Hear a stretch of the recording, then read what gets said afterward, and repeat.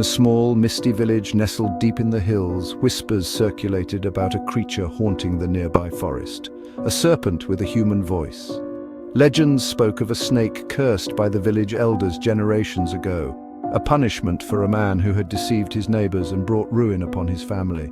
Now, they said, his soul was trapped in the form of a snake, slithering through the forest, calling out to lonely travelers. One evening, a young woman named Aiko, who didn't believe in the old superstitions, ventured into the forest to gather herbs. As dusk fell, the air grew cold and shadows deepened between the trees. Just as she began to turn back, she heard a voice, soft, gentle, and strangely familiar. Aiko, it called, her name drawn out in a haunting whisper. Her heart skipped a beat. She peered through the darkening trees but saw no one.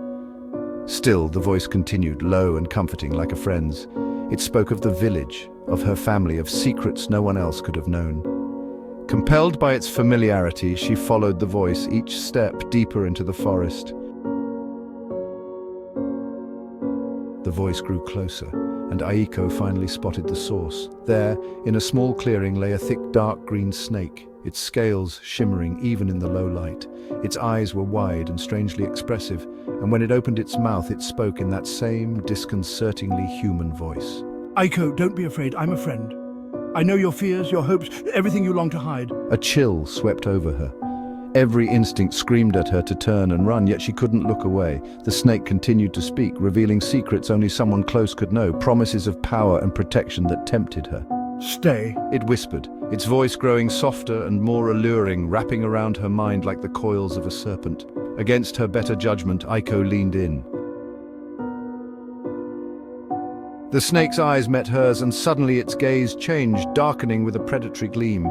With a flick of its tail, the snake lunged, wrapping itself around her arm. Its scales were cold as ice, sending a shock through her. She tried to scream, but the snake tightened, squeezing until her voice caught in her throat. You'll join me now. It hissed in a voice that had lost all its softness, growing raspier, deeper, and inhuman.